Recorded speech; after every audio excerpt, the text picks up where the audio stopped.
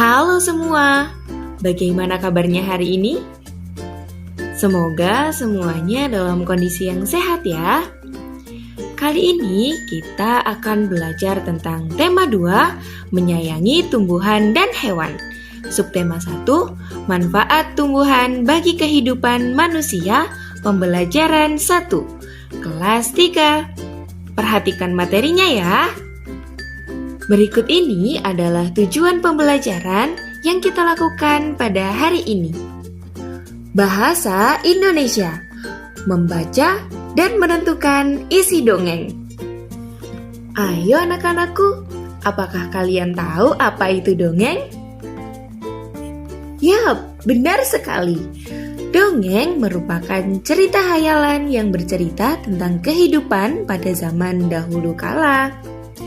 Dongeng dibuat untuk hiburan semata, tapi biasanya memiliki pesan atau amanat yang terkandung di dalamnya. Hal-hal yang perlu diperhatikan dalam membaca dongeng, yang pertama adalah intonasi suara. Kalimat yang diakhiri dengan tanda titik, intonasi suaranya datar. Kalimat yang diakhiri dengan tanda tanya, intonasi suaranya menurun. Kalimat yang diakhiri dengan tanda seru, intonasi suaranya agak naik.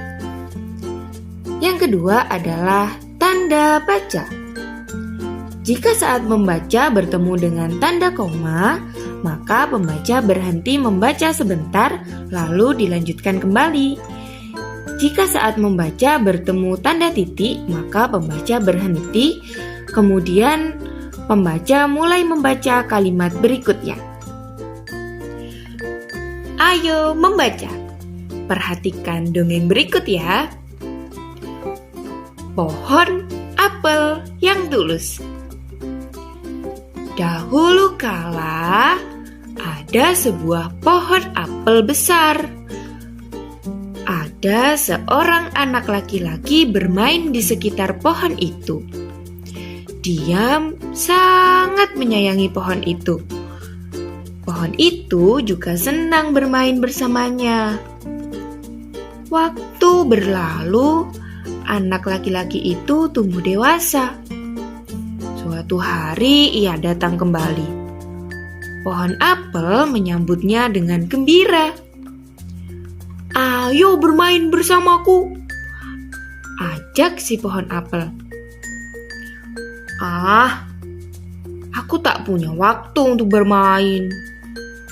Kami membutuhkan rumah untuk tempat tinggal.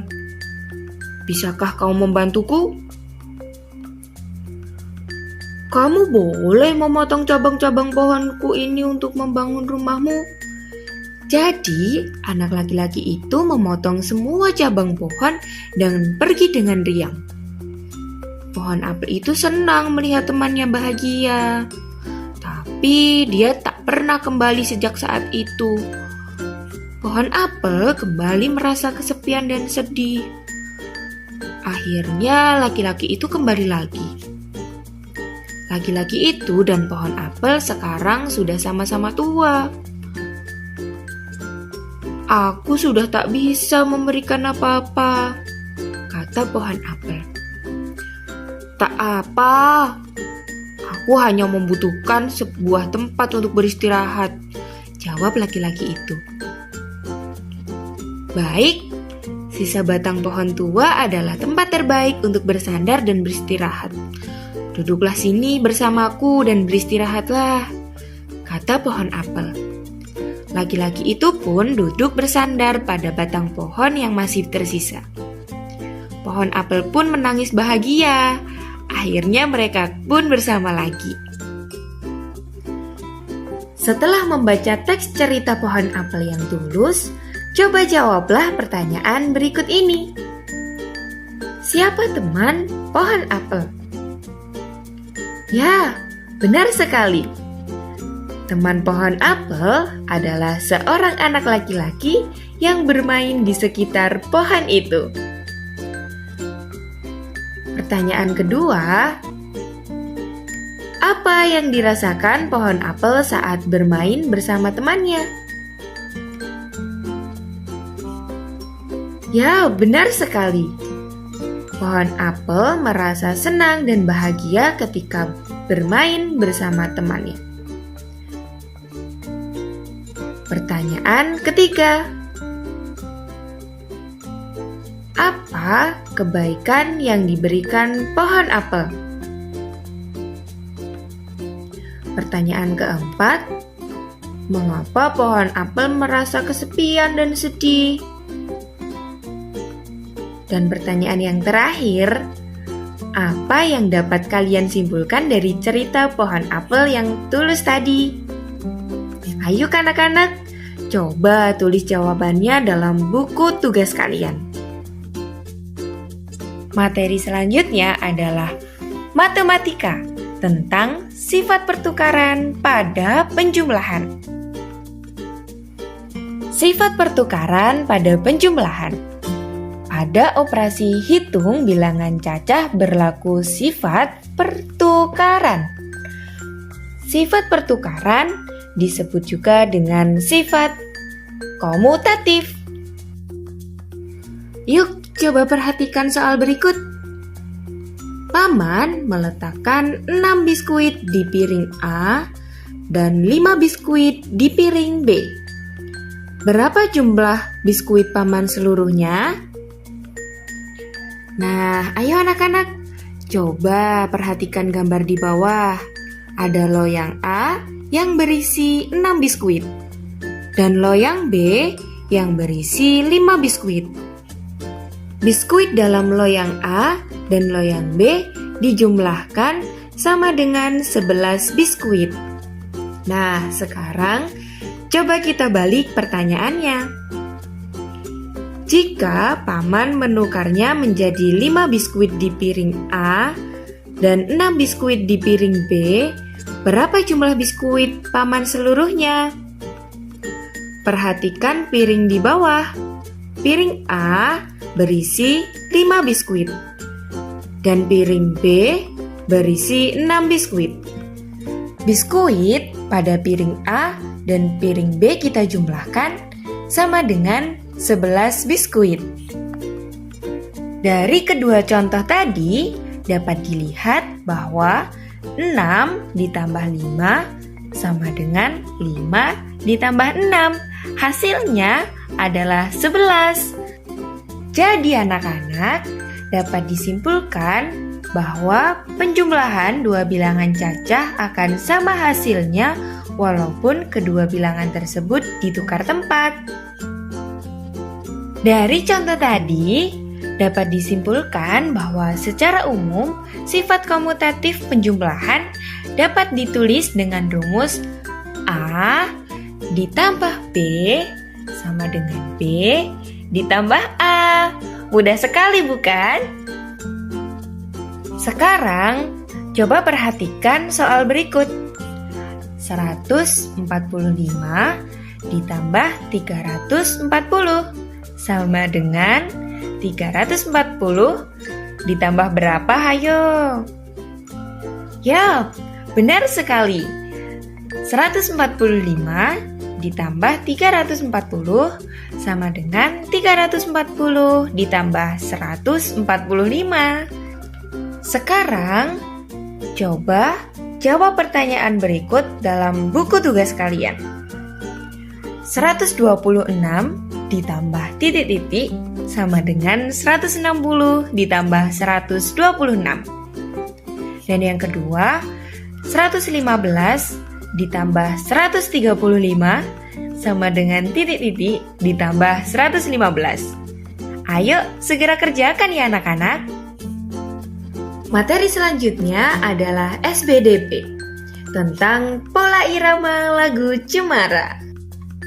Sebelumnya, perlu diketahui bahwa pola irama adalah panjang pendeknya bunyi pada sebuah lagu yang dapat dihitung berdasarkan ketukan. Pada sebuah lagu, ada pola irama pendek dan ada pola irama panjang. Pola irama pendek dilambangkan dengan tanda strip pendek dan pola irama panjang dilambangkan dengan strip panjang sekali. Setiap lagu memiliki pola irama yang berbeda. Biasanya lagu anak-anak memiliki pola irama sederhana. Pola irama sederhana adalah pola irama dalam sebuah lagu yang tidak terlalu berbeda antar barisnya, serta iramanya mudah untuk dihafal. Pola irama itu berjalan berdasarkan birama. Birama adalah kuat lemahnya bunyi dalam sebuah lagu. Birama ditandai dengan angka yang dibatasi oleh garis tegak lurus. Contoh birama adalah 2/4, 3/4, dan 4/4. Misalkan ada sebuah lagu yang ditulis dengan birama 2/4, itu berarti setiap birama terdapat 2 ketukan. Tiap ketukannya bernilai 1/4. Birama 3/4 artinya setiap birama terdapat 3 ketukan. Birama 4/4 artinya setiap birama terdapat 4 ketukan. Baik anak-anak, sekarang perhatikan teks lagu Cemara berikut. Lagu Cemara merupakan salah satu lagu yang memiliki pola irama sederhana. Hampir setiap baris memiliki pola irama yang sama. Bagian yang ditunjuk anak panah merupakan judul lagu. Bagian judul lagu selalu terletak di bagian paling atas. Di bagian pojok, sebelah kiri digunakan untuk menuliskan birama lagu, yang bertuliskan birama 3/4, sehingga lagu Cemara memiliki birama 3/4. Di bagian kanan ada pencipta lagu. Lagu Cemara merupakan lagu ciptaan A.T. Mahmud. Lagu Cemara terdiri dari 2 bait. Bait pertama adalah bait yang berada di paling atas. Bait kedua adalah bait yang berada di bawah bait pertama yang ditunjuk dengan anak panah. Setiap bait pada lagu Cemara terdiri dari 4 baris. Baris pertama adalah yang paling atas. Di bawahnya merupakan baris kedua. Di bawahnya lagi adalah baris ketiga. Dan yang paling bawah adalah baris keempat. Jika kita lihat, di bawah not ada garis pendek dan garis panjang. Itu merupakan pola irama lagu Cemara. Jika kita perhatikan, baris pertama dan kedua memiliki kesamaan pola irama, sedangkan baris ketiga dan keempat tidak. Nah, karena sebagian besar memiliki pola irama yang sama, maka lagu Cemara merupakan golongan dari lagu yang memiliki pola irama sederhana.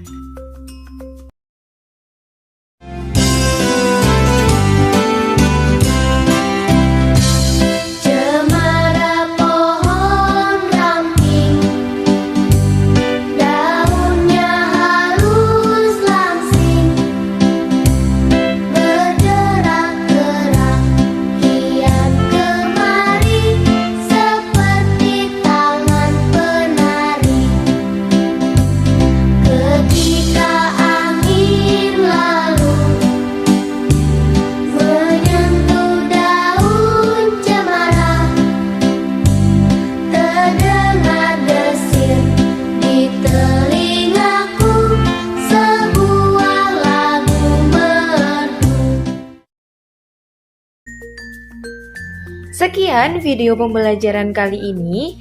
Terima kasih karena sudah menyimak sampai akhir. Sampai jumpa lagi. Semoga bermanfaat.